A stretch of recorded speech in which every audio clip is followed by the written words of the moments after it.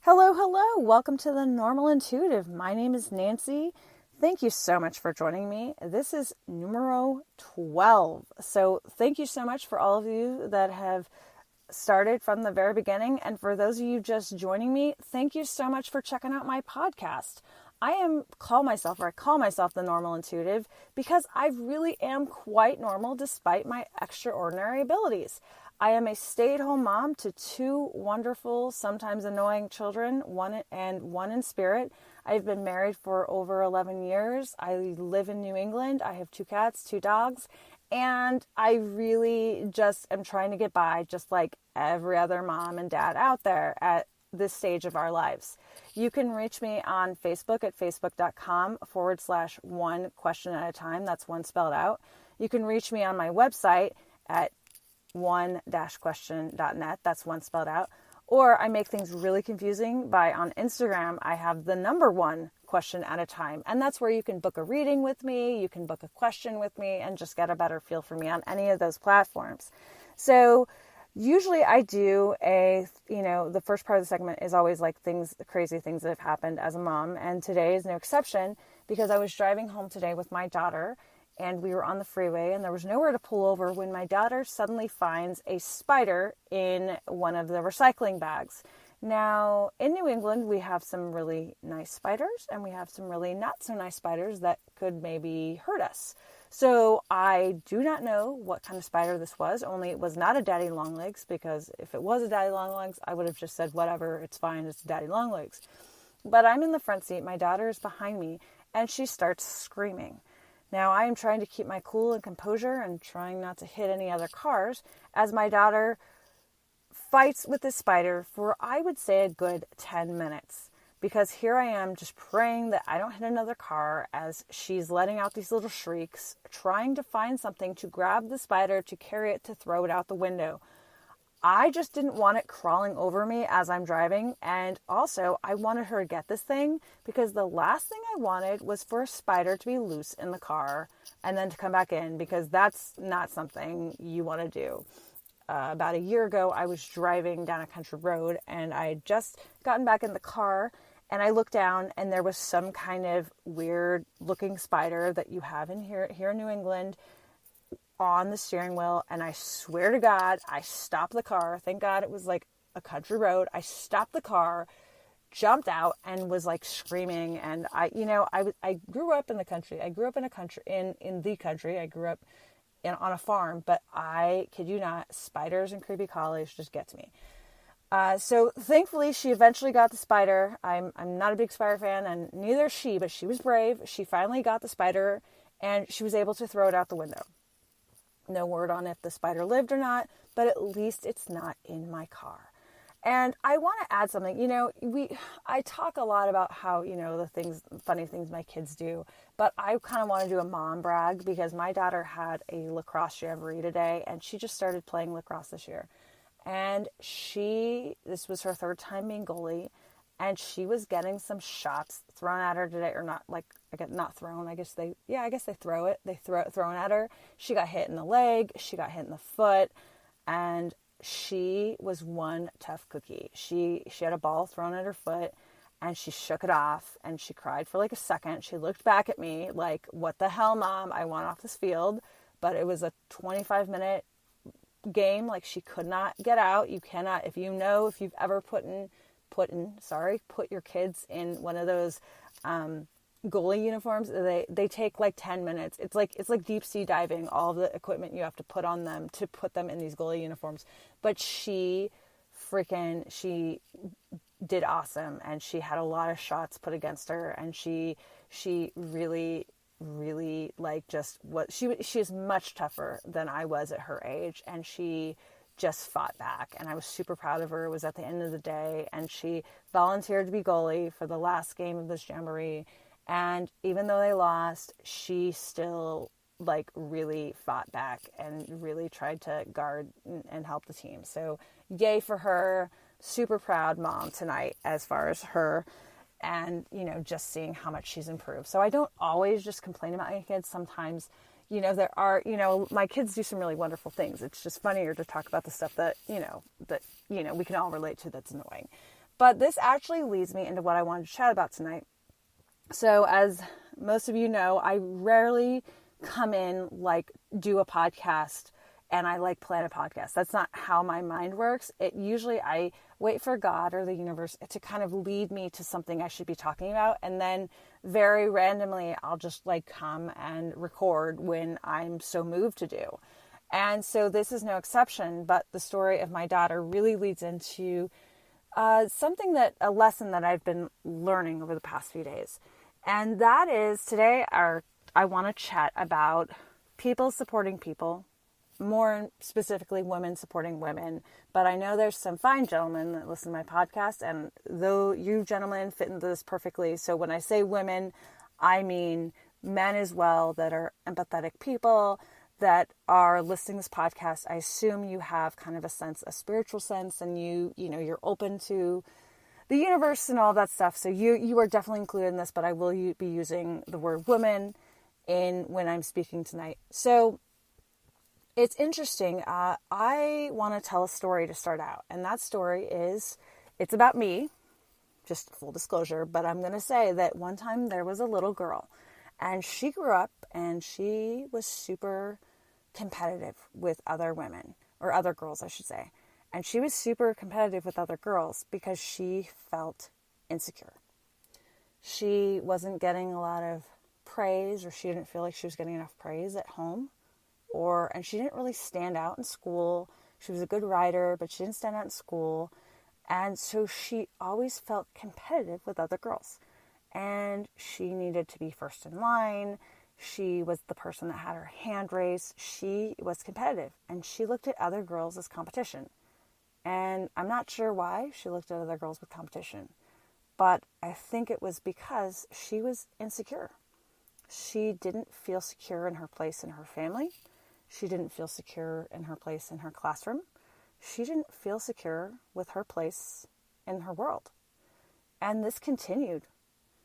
Into teenage years, into adulthood, she had a really hard time making friends in general, but especially girlfriends. Especially girls, she had a really hard time making friends with. And she never understood it. She didn't understand why she didn't have a lot of friends. But it didn't stop her from being competitive.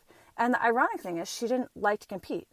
She chose sports like running and things that were very singular based. But when it came down to it, when push came to shove, she shoved. Not because she was greedy, but because she felt like she needed that assurance and she needed that boost because she did not feel secure. And into her adulthood she went.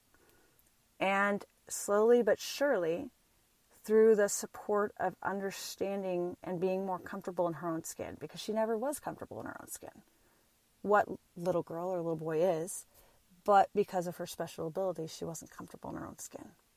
And she was in denial about a lot of things. And it didn't help when she turned to alcohol or food to try and place those emotions somewhere else. It wasn't helping her figure out who she was or be true to herself. But slowly but surely, she took these masks off. And what she found was as she took the masks off and really owned who she was always very serious. Even as a little girl, she was very serious. But as she just started being proud of who she was and owning who she was, whether it was in school, in the major she chose that was not common for a female to choose, or not female, but just it wasn't common to choose, or whether it was choices in getting married very early on, only to get divorced, she really always went to the beat of her own drum. And the more she went to the beat of her own drum, the stronger and more secure she felt in herself. And something interesting happened as she got older. The more secure she felt in herself, the less she cared if she was the first one called on for something. The less she cared if she was first in line. The less she cared about what other women were doing. And as I said, full disclosure, that was me. I really always felt like I was in competition with other women, especially women my own age. And it did not win me any friends. And as well, it shouldn't have. But it wasn't about other people. It was never about like me feeling that I was better than anyone else. It was about me feeling insecure about who I was.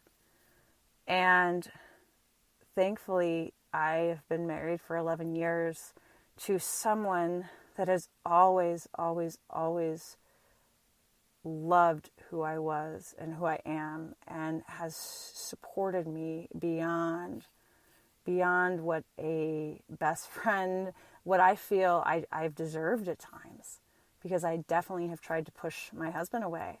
Because when you're fighting these demons in yourself, believe me, and I know a lot of you know what I'm talking about, when you fight demons in yourself, you like to push away those people because you don't feel like you deserve them. And because I was always so insecure, even my husband, I felt, I wanted to push him away. But after a certain amount of time, it's apparent that this marriage is going to stick. And, and that only helped, having someone that when I said, hey, I just created a website and I'm going to start being honest about my abilities. And my husband said, okay, I love you. I support you. And my husband is in a job. He's in the military. And this is not, this is not like he's going to go talk to his buddies at work and say, hey, my wife's a psychic medium. This is not the kind of, not that there are a lot of jobs that, that would be okay. But regardless, like, this is a very traditional environment that he works in. But he was supportive of me. And that only lifted me higher in believing in myself. And it's interesting, since I've started this business back in February, I've noticed that as I've needed help to get my business going, to get clients, the women that have reached out to me and the women that have supported me and then helped me gain more clients by connecting me with their friends. These wonderful women that I'm doing readings with in Chicago next month, who I'm super, super excited about going to. So I have these wonderful women that have started supporting me near and far. And I have this tribe around me. And, and at times, I'm going to be honest, I still feel a little undeserving. I still feel like I'm not sure what I've done to deserve you to be recommending me to your friends. Because for me, it's just talking. For me, it's just what's coming into my head. Now, I know to you, I'm connecting you to your Aunt Jill or your Uncle Dan. But to me, I'm just speaking what I'm hearing. And it's an honor when you recommend me. It's an honor when I get a message saying, hey, so-and-so did it, recommended me to you, and can I have a reading? Can I hear more about you? It's an honor when you write me a recommendation. I do not use that word honor lightly. I am honored that you feel comfortable enough to share me, because for 38 years, I have not felt comfortable with sharing myself. But when other women have reached out and kind of held my hand and pulled me along, and not pulled me along, but kind of helped lead me the way, that has made me want to help other women as well. And it's interesting because I'm not a businesswoman. And so to have someone here locally who has taken me under her wing and given me or helped me with knowledge. And I've asked her before, why do you help me? And she said, because I want to, because you deserve it. To have someone say that to me is something I haven't heard a lot of. But it comes around to women supporting women. And when you are secure in yourself and your identity, you want to do that. And these women that are helping me are secure in themselves. These women, wonderful, lovely women in Chicago that are helping me set up these wonderful readings with so many of you, they are secure in themselves enough to want to help me. And they know that I'm not, I would never, ever do anything to hurt them or hurt their reputation. And same thing locally here. But it's not just women helping me, it's me helping them. And it's a back and forth. And I think in this day and age, but I think it's kind of I think it's always been this competitiveness with women, and I'm not going to blame